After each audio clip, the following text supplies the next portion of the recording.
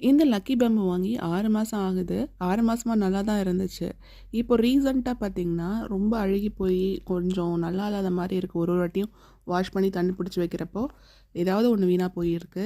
அதை எப்படி சரி செய்கிறதுன்னு தெரில. உங்களுக்கு தெரிஞ்சால் கமெண்ட் பாக்ஸில் கமெண்ட் பண்ணுங்கள்.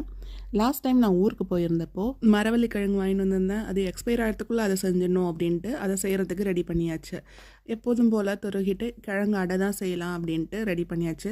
அடை செஞ்சால் ஒரு டின்னருக்கு ரெடி ஆகிடும். நம்மளுக்கு எதுவும் டென்ஷன் தேவையில்லை என்ன செய்கிறதுன்ட்டு. டீட்டெயில் கிழங்கு ரெசிபி ஆல்ரெடி போட்டிருக்கேன். டிஸ்கிரிப்ஷனில் லிங்க் கொடுக்குறேன், போயிட்டு பாருங்கள். அம்மா செய்கிற கிழங்கடை சூப்பராக இருக்கும். அதை செஞ்சு தர முடியல லாஸ்ட் டைம் போயிருந்தப்போ. டைம் கொஞ்சம் டைட்டாக இருந்துச்சு. அதனால கிழங்கு வாங்கி கொடுத்து அனுப்பிட்டாங்க. கிச்சனில் இந்த மாதிரி வேலை செஞ்சுட்டு இருக்கப்போ இடையில வந்து ஹஸ்பண்ட் ஹெல்ப் பண்ணுவாங்க. அதுவே நம்மளுக்கு ஒரு எனர்ஜி தான். முழுசாக எல்லா வேலையும் செய்யணுன்ட்டு இல்லை, இந்த மாதிரி சின்ன சின்ன ஹெல்ப் பண்ணாலே போதும், நம்மளுக்கு கொஞ்சம் எனர்ஜியாக இருக்கும். இந்த எனர்ஜியோட ஃபுல்ஃபில்லாக எல்லா வேலையும் முடிச்சுட்டு வெளில வந்துடலாம். இன்னைக்கு நைட்டு டின்னர் இதுதான். நாளைக்கு என்னன்ட்டு நாளைக்கு பார்க்கலாம். பாய்.